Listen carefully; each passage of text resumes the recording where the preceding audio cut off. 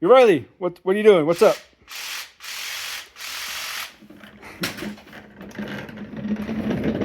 Well, howdy. I was just working on the Snowskate. This is Longboard technology closing out the Snowskate season because all of our snow is rapidly melting.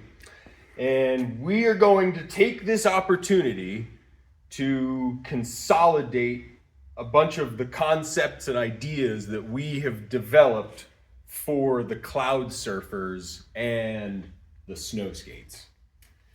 So this video, as much as we want it to be for our audience, is going to be for future us so that we can revisit a lot of our ideas so that we know what we're going to work on next season. So please join us for a consolidation of ideas for the Cloud Surf project with Longboard technology. We have the final version here. This is this season's developments for the cloud surfing snow skate. Obviously, it has durable foam, which is the most important feature. We have aluminum, and it's lightweight. This was the breakthrough. In order to get here, we've made multiple boards with slight variations in design that each have benefits over the last that we were able to use to refine to get to the next design. Some of these boards work better than others, some are heavier than others, but ultimately the goal was to create something that was going to carve well, float in the deep snow, and be fully rigid and rely exclusively on the shape of the base ski to provide all the turning. And this is how we got there. We started off the season with blue maize. This worked really well until it broke. We gained a lot of positive confidence from this very board because this confirmed that what we were working on was actually going to function in a way that we wanted it to. From there, we were able to make, I believe, this setup, and it's gone through some changes, but ultimately the base ski and the deck and the relative location of the two has remained the same. But somehow this has been one of the best riding boards and has kind of been the yardstick that we've used against all of the other designs. Yeah. I did want to point out that these two are sisters. These came out. These are a pair, Christmas and Snow White. They are, and yet they don't ride the same, and we don't know why. It could just be that there's a variation in the deck height, or The spring back. the spring back, or the distance of the base ski relative to the foot platform on the deck. But despite being virtually identical, they have slight differences. And it's as different as just how much of the kicktail you're able to get purchase on when you're in the snow. On some of the other boards, it's more difficult to be able to bring the nose up using the kicktail, which surprisingly changes everything about how it rides. Because what's really cool about riding the snow skates is being able to use the kicktail to change which portion of the edge is engaging in the snow. It's not a static two-dimensional surface anymore where you're just leaning the deck back and forth to control your steering.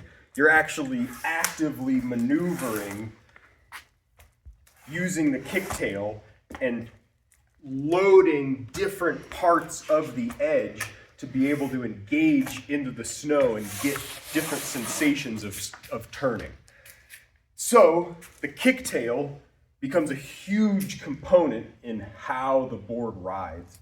And we've made slight changes in each of the designs, which changes how well it rides in different types of snow.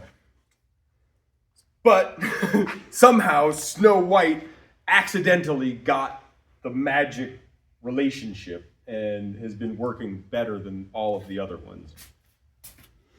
So one of the ones that I was excited for that didn't work was this one. You want to tell me about what didn't work with that guy? Well, we wanted this one to work, but we hand cut the radius for the side cut, and when I took it out and was trying to ride it, the biggest problem was that I just could not get enough leverage, without bindings obviously, to be able to get the board onto the edge to be able to initiate a carve. So I'd be going down the hill and I would be putting all of my energy and all of my effort into trying to get the rail down into the snow and on edge, and the thing just refused to turn. So I could get it down, but it wasn't easy and it didn't carve around effortlessly like a longboard. So what we thought was going to be a breakthrough ended up being a setback. But I was still able to get down the hill with it, and it provided some contrast to why this board was working so well. So one of the feedbacks you mentioned you got from one of the people you had riding was you had to tell people to choke up on the front and really ride on the front of the boards, right? Yes. This is something that we'll have to revisit, because to me this is fascinating. I'm not much of a snowboarder, so I can't speak to it as much, but something that is crucial to being able to make these snow skates work is to be very front leg biased. In order to be confident and stable at speed, you have to have this commitment to being able to keep your shoulder over your knee, over the ball of your foot, on the front of the board.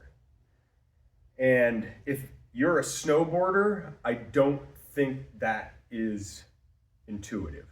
I think most snowboarders are more dependent on their rear foot, which you can do with this snow skate, but because you don't have the luxury of bindings and you don't have the length of the edge of a regular snowboard, you have to maximize the amount of load on the smaller base that you have to work with, which means keeping more of your weight on the front of the board and using your weight evenly, as opposed to being more rear-footed and relying on the rear of the board to save you from falling backwards. Mm-hmm. There is no back of the board. You're standing on the back of the board. So I'm not sure if this is something that we would need to look at other snow skates in order to determine if it's a snow skate related problem, or if it's exclusive to these longboard technology snow skates where we are biasing the weight towards the front, and to me making it more like a longboard as opposed to a snowboard. Mm-hmm. So that's other people's impressions. What is the riding not doing for you? I would say that the biggest drawback that I've got right now is that it's very condition dependent. Unless I have soft, fresh snow, I cannot engage the edge enough to be able to carve and maintain control. Once it gets too hard pack, since I don't have metal edges, I cannot get the bite that I need to be able to control my speed and carve to keep myself in control. So to me, the biggest contribution that we can make for next season is going to be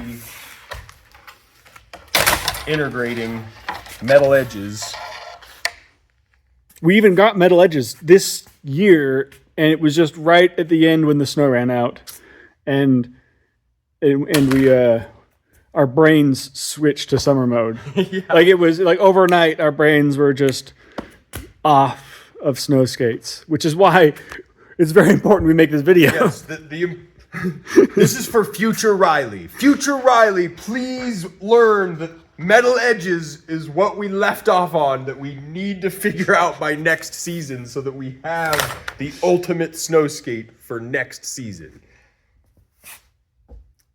Filming. From this season, all of our cloud surfers were created from a single mold. And for next season, we want to move on to version 2 of our next generation of molds. So I'd say that we want to consolidate a lot of the ideas that we had and create the next mold to capture all those. The other big thing that we left off on was trying to create a hole, or something to fill in the gaps between the deck and the base ski. So it's like it's a boat hole. Exactly. We have the floaty boat hole.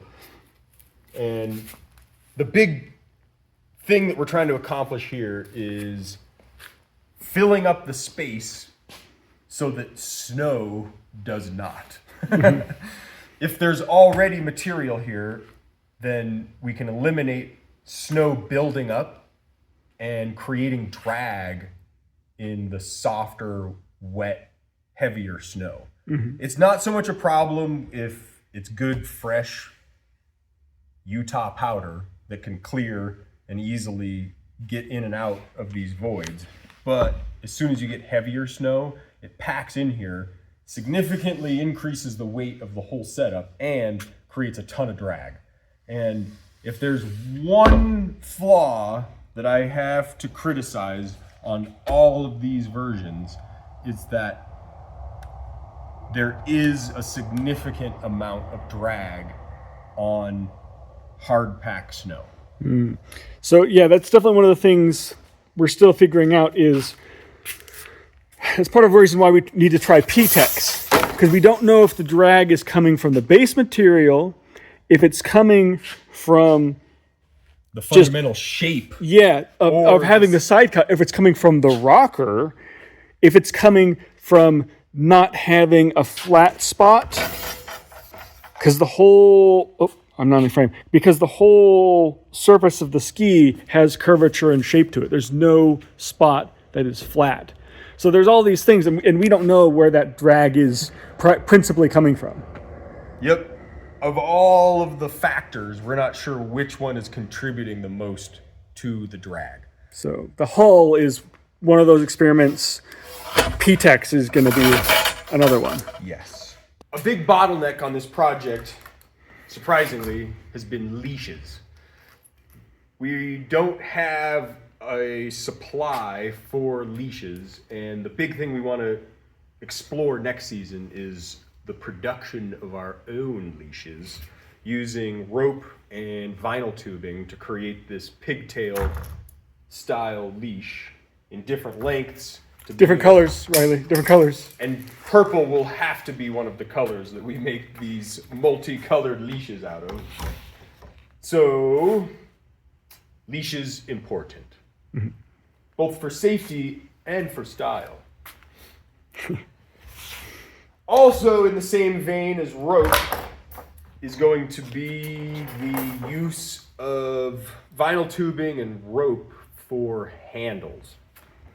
We found that the grab handles are quite useful, but they're a little excessive. They don't quite work as well when they're just cut into the deck. They're great carrying handles. They're not great riding handles, especially for when you're sitting on it and using it like a sled. Exactly. So one thing that we really want to explore is the use of rope handles that don't interfere with the use of the deck for snow skating, but makes it easy for picking it up and getting up onto the chairlift or just maneuvering around. But most importantly, something that you can use as a good grab handle for when you're sledding.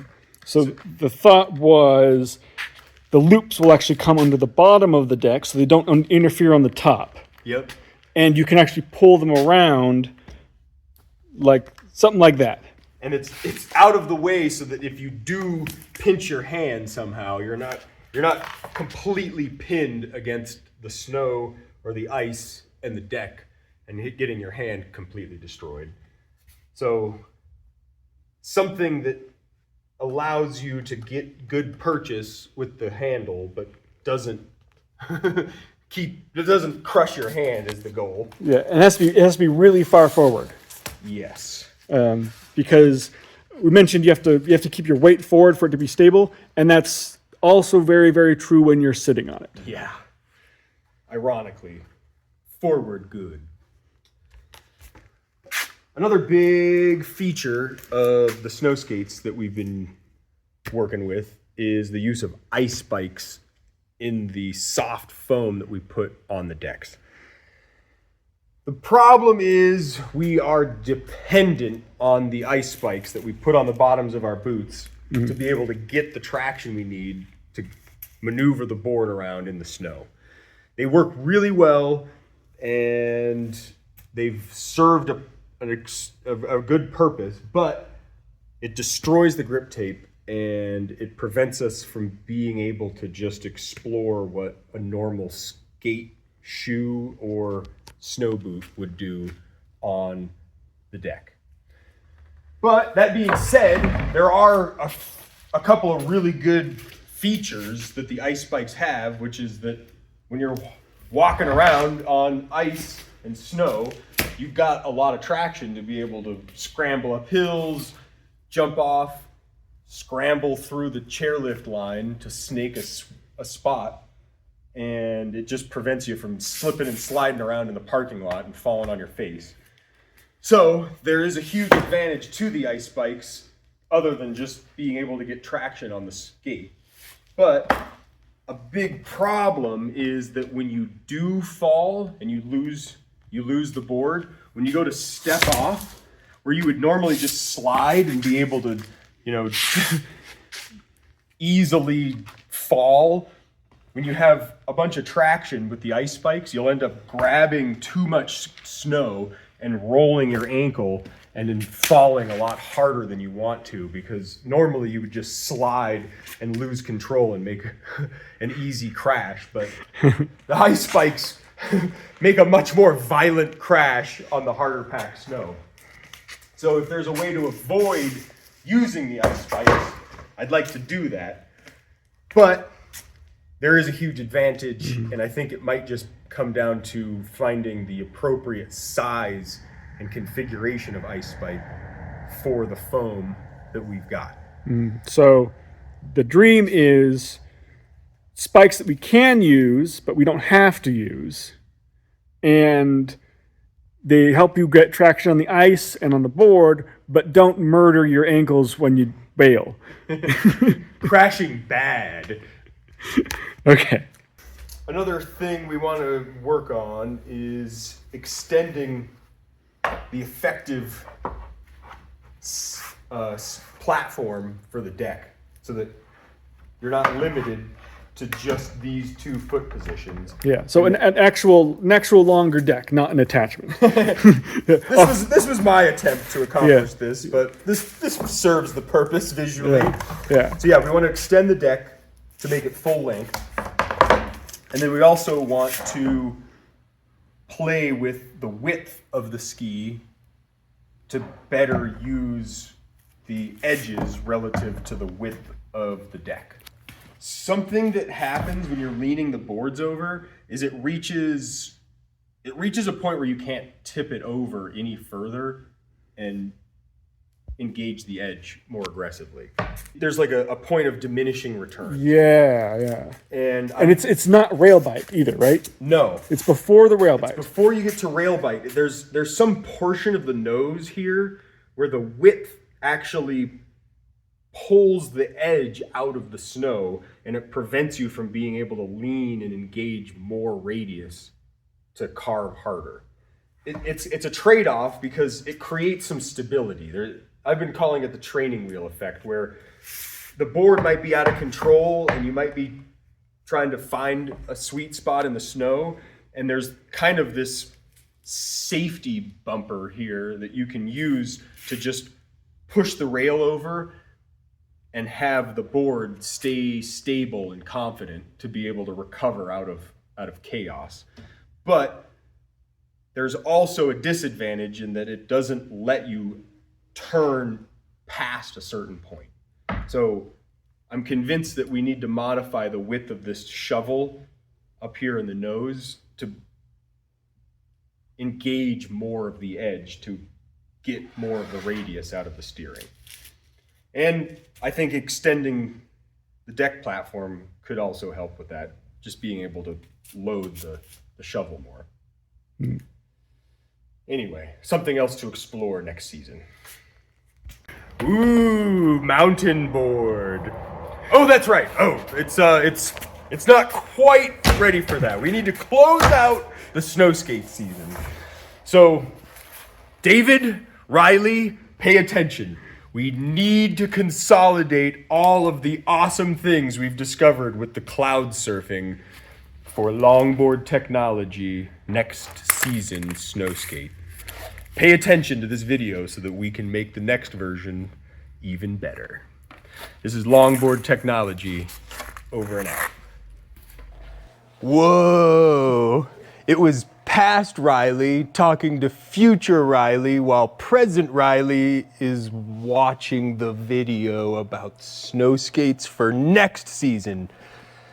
All right, so there's a lot to unfold there, but I think the takeaway is we got to build awesome snow skates. This is Longboard technology, over and out. All right. Yeah?